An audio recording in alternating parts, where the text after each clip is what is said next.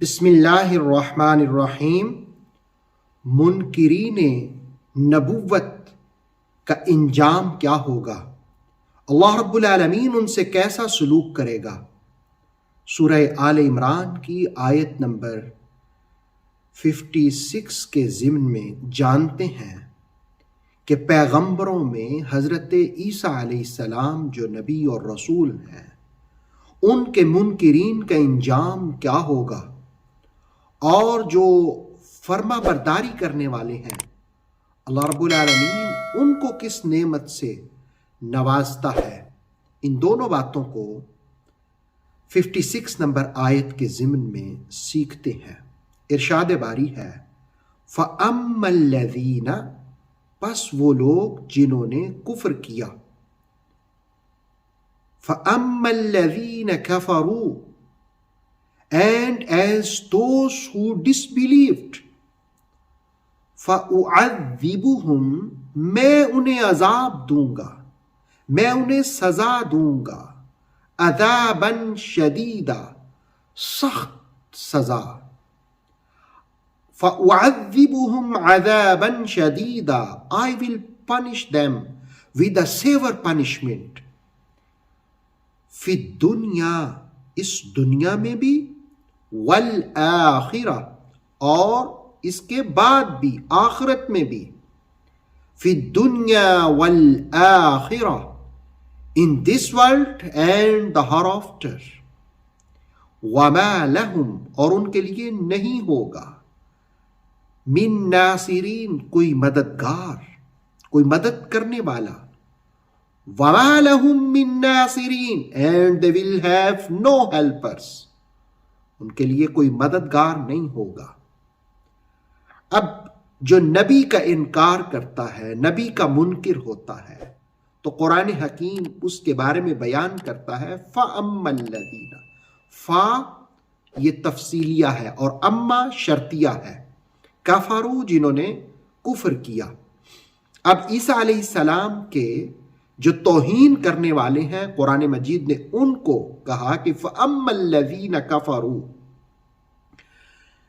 منکرین عیسیٰ کی بد تینتی کو، بری عادت کو قرآن حکیم نے کفر سے تعبیر کیا، فَأَمَّا الَّذِينَ كَفَرُوا، اس کے بعد فرمایا کہ فَأُعَذِّبُهُمْ، یہاں فا جو ہے یہ جزا کی ہے، کہ اللہ رب العالمین فرماتا ہے کہ میں ان کو سزا دوں گا، سخت سزا۔ اچھا، دو سزاؤں کا ذکر ہوا، ایک ہے فی الدنیا، ان دس ورلڈ، اس دنیا میں، والآخرہ، اینڈ دا ہر آفٹر، اس کے بعد والی دنیا میں، یعنی اس دنیا میں ان کا مقدر ذلت بنے گا، اور آخرت کی سزا کیا ہوگی؟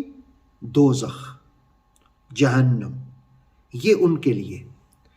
اچھا، سزا کے لیے قرآن مجید نے لفظ استعمال کیا عذاباً، عذاب، یہ لفظ جو ہے یہ عذبن سے ماخوذ ہے، اور عذب کا معنی ہوتا ہے روکنا۔ ویسے میٹھے پانی کو بھی عذبن کہا جاتا ہے، اور قرآن حکیم نے اس کو استعمال بھی کیا۔ میٹھے پانی کو عذب اس لیے کہا جاتا ہے کہ وہ پیاس کو روکتا ہے، اور سزا کو عذب سے عذاب کہنے کی وجہ یہ ہے کہ یہ جرائم کو روکتا ہے۔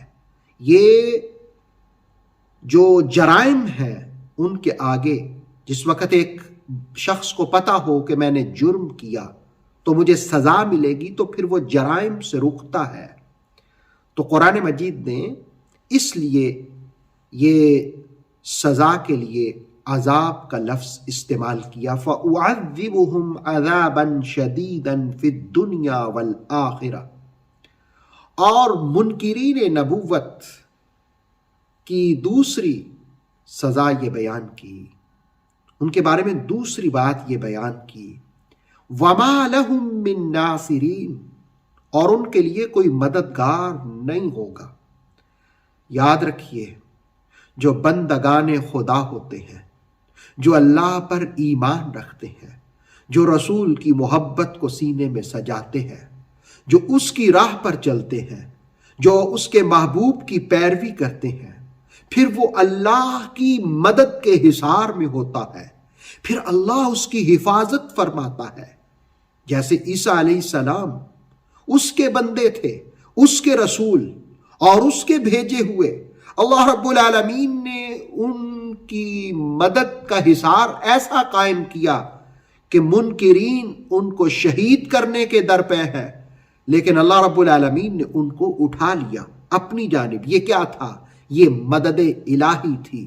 وہ شخص جو اللہ کی راہ میں آ جاتا ہے، اللہ رب العالمین اسے اپنی مدد سے نواز دیتا ہے۔